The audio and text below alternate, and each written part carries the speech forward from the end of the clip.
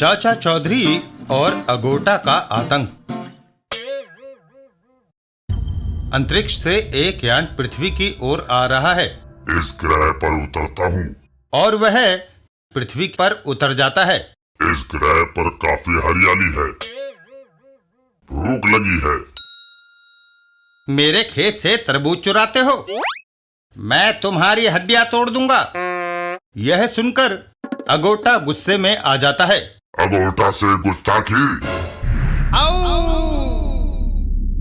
ओह, डरावना प्राणी, पुलिस को सूचना देनी चाहिए। मैं सबको जलाकर राख कर दूंगा।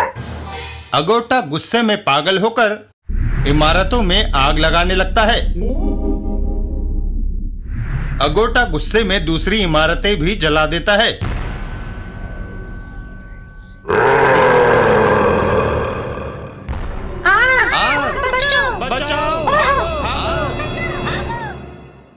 टीवी पर समाचार। अंतरिक्ष से आया एक अजीबोगरीब प्राणी मकानों को जला रहा है। अब तक दर्जनों व्यक्ति झुलसकर मर चुके हैं। उसे रोकना होगा।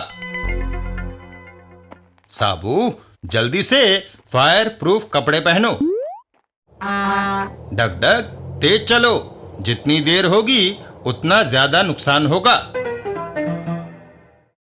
गंतव्य स्थान पर पहुंचकर, चाचा जी, वह वही है। साबू, वह हमला करने आ रहा है।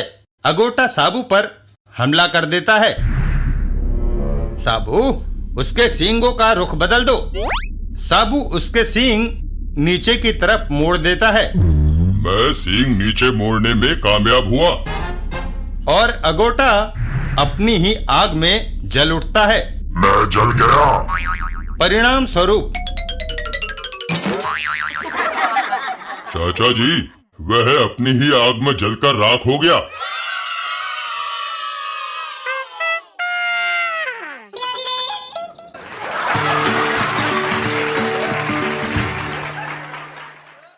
चाचा चौधरी और दानव से टक्कर। रामू और श्यामू दो पॉकेटमार समुद्र के किनारे घूम रहे थे। रामू, देख, वह बोतल तैर रही है। लपक कर उसे उठा लो, शायद उसमें कुछ माल मिल जाए। अरे, इसमें तो एक आदमी है। बाहर निकाल कर पूछता हूं कि वह क्या कहना चाहता है। कॉर्क खोलते ही, तुमने मुझे कैद से निकाला है, इसलिए तुम मेरे मालिक हो। तुम मुझे कुछ भी काम कह सकते हो, मैं उसे करूंगा। रामू, हम इसे क्या काम कहें?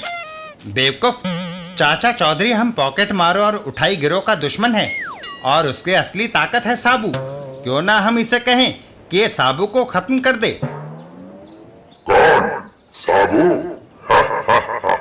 उससे तो मुझे भी एक पुराना हिसाब चुकता करना है। तुम्हारा भी साबू से झगड़ा है क्या? हाँ, साबू भलाई का प्रतिनिधित्व करता है, मैं बुराई का। भलाई और बुराई में हमेशा लड़ाई चलती रहती है। आज मैं उसे ढूंढकर हमेशा के लिए खत्म कर दूंगा। चाचा चौधरी के घर की तरफ इसे ले चलते हैं, साबू वही मिलेगा। उधर चाचा चौधरी दीपू को तीर चलाना सिखा रहे हैं। शाबाश, कमान को खींचो और निशाना साधो। तभी, साबू, आज तो मिल ही गया। अब तू मरने के लिए तैयार हो जा। साबू कुछ संभले कि घूसा उसके मुंह पर पड़ा।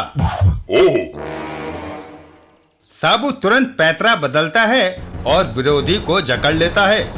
कहो, गर्दन मरोड़ दूं अब? रहम, साबू, वायदा करता हूँ कि आगे से तुम्हारे साथ नहीं लड़ूंगा। अच्छी बात है, इस बार तुम्हें छोड़ देता हूँ। जिनको छोड़ते ही, बेवकूफ, मुझे छोड़कर तूने मुसीबत मोल ली है।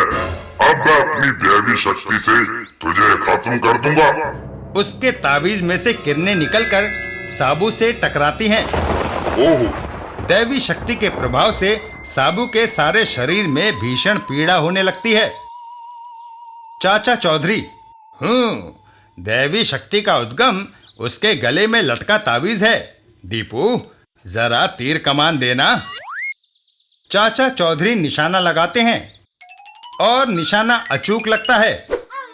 तीर ने मेरा तावीज काट दिया। साबू और जिन आमने सामने। अब हम दोनों बराबरी के धरातल पर खड़े हैं। मैं तुम्हें अभी कुचल सकता हूँ। मरने के लिए तैयार हो जाओ साबू। आगे बढ़ते ही साबू ने उसे एक जोरदार पटखनी खिलाई और जिन लुढ़क गया। रामू, हमारा जिन मर गया, भागो यहाँ से। भलाई की बुराई पर हमेशा ही जीत होती है।